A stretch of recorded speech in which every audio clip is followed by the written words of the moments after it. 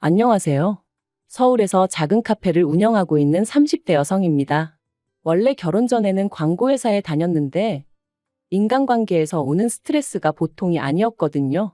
그래서 제 나름대로 스트레스를 다스려 본다고 베이킹을 배웠는데 그게 제 적성에 맞더라고요. 하고 있으면 잡념이 사라지고 마음이 안정이 되는 게.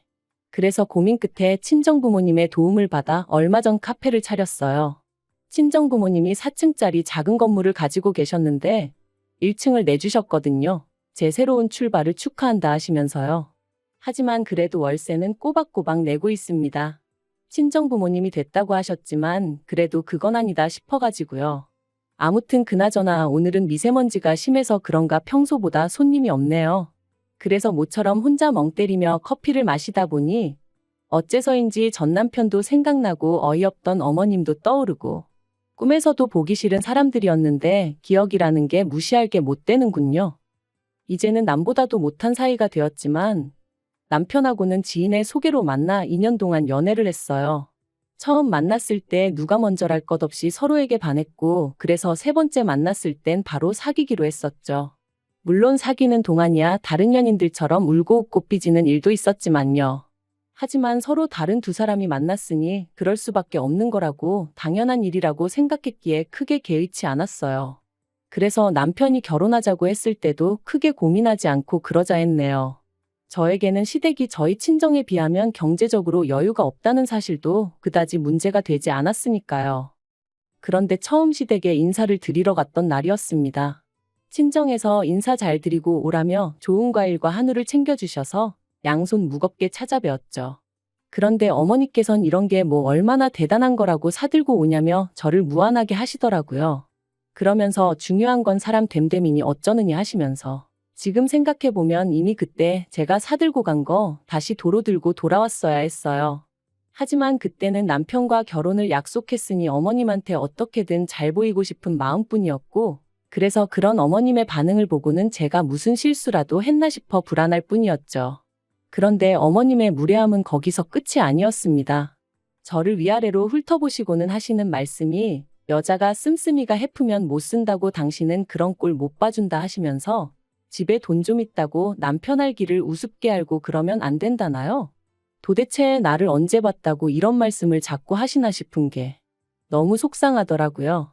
그래도 그때는 명심하겠다, 조심하겠다 해가며 어머님 비위를 맞추기에 급급했던 게 사실이에요.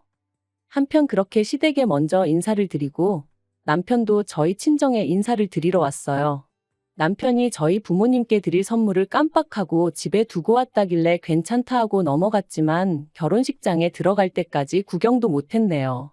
아무튼 친정어머니가 그래도 사윗감이라고 상다리가 부러지게 한상 차려주셨고요. 그런데 왜인지 그날 하루 종일 남편의 표정은 밝지가 않았습니다.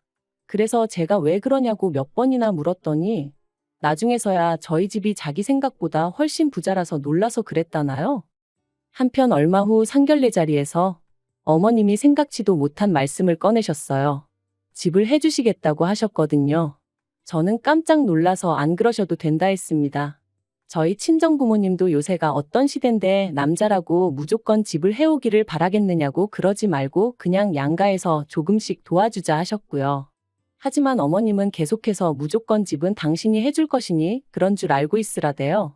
그리고 거기엔 어머님이 덧붙이신 조건이 하나 있었으니 당신이 사주는 집인 만큼 명의만큼은 남편 단독 명의로 해야 한다나요. 솔직히 명의 문제야 어머님 입장에선 당연하다고 생각했기에 저도 친정부모님도 별로 신경 쓰지 않았어요. 오히려 어머님이 너무 당연한 말씀을 하신다는 생각까지 했으니까요.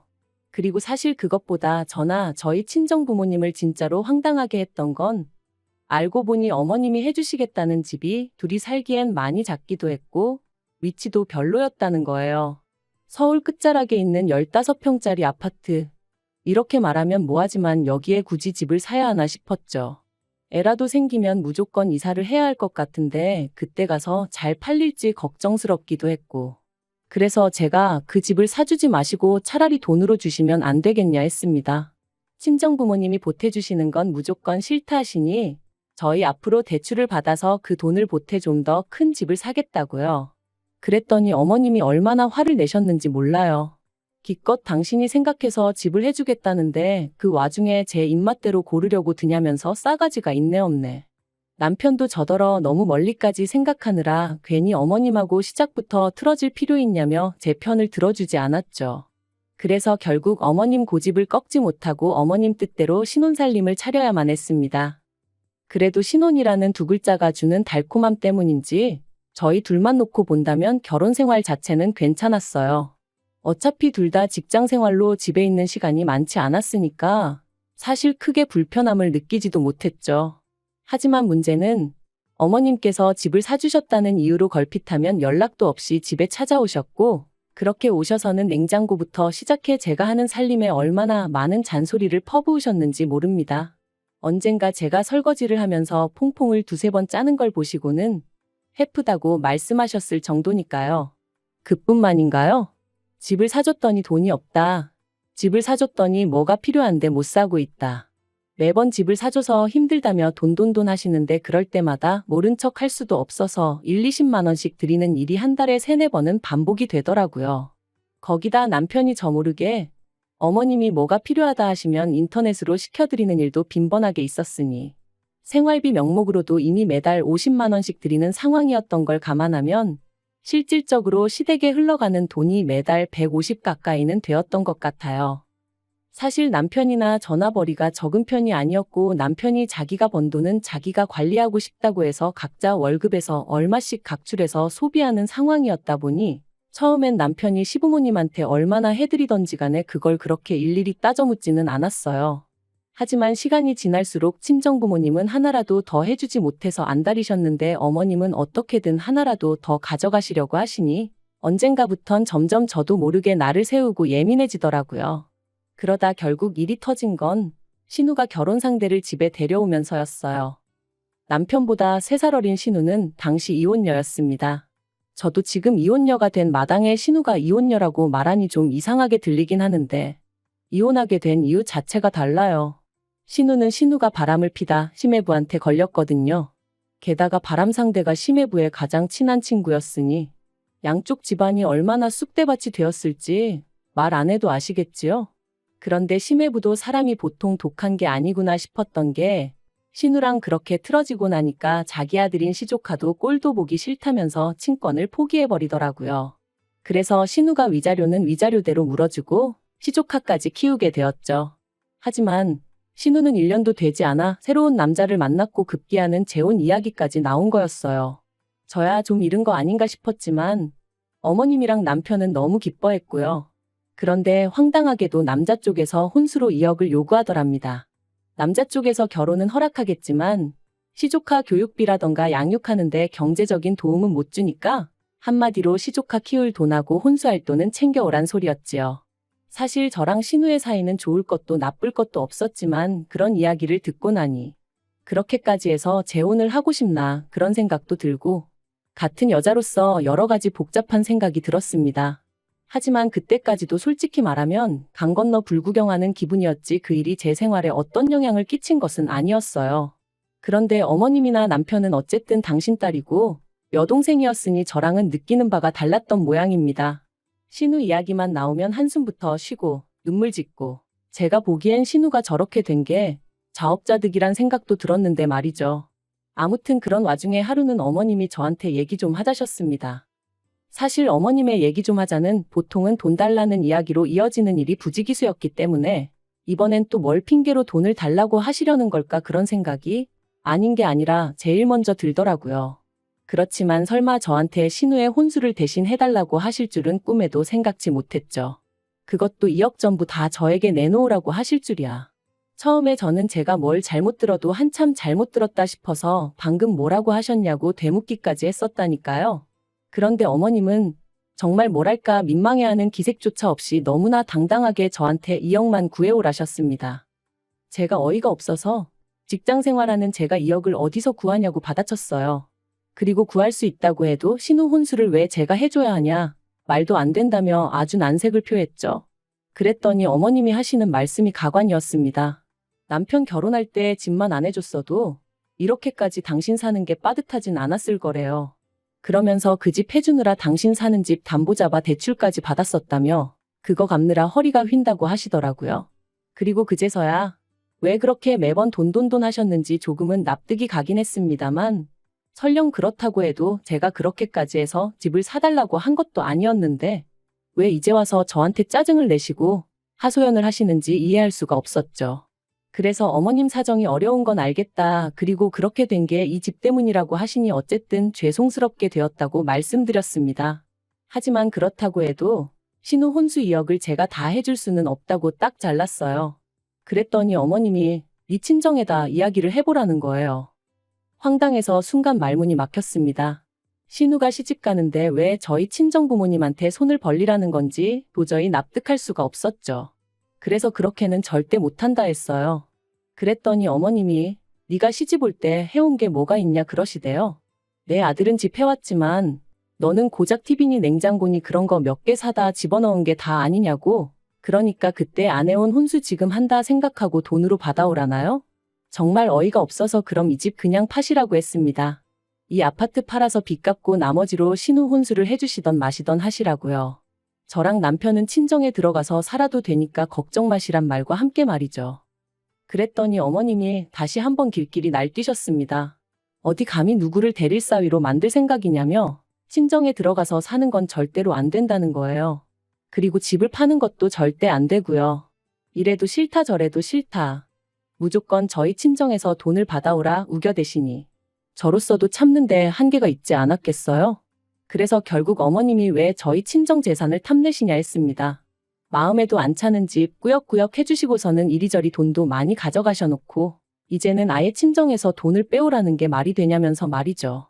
그랬더니 어머님이 어차피 부부는 일심동체라고 저희 사준 아파트가 모르면 그게 남편한테만 좋냐고 저한테도 좋은 일이라 하시면서 저희 친정부모님 재산도 똑같답니다.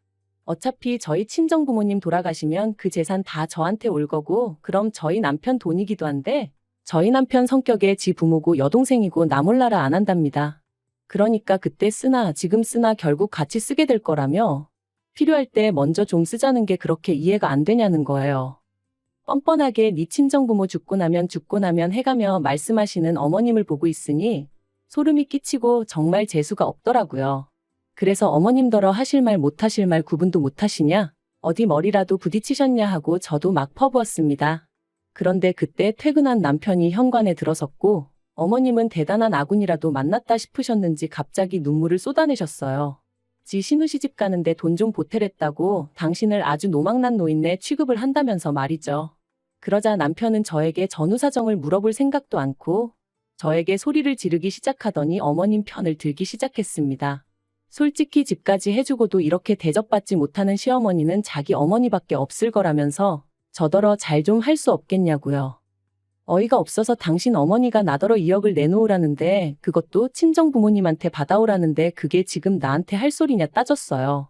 그랬더니 남편도 좀 당황한 듯 어머님더러 그게 무슨 말씀이시냐 말이 되냐 하며 황당한 표정을 짓대요. 하지만 어머님은 계속해서 억지를 쓰셨습니다. 이러다 신우 시집 못 가면 니들이 평생 데리고 살 거냐 하시면서 말해요.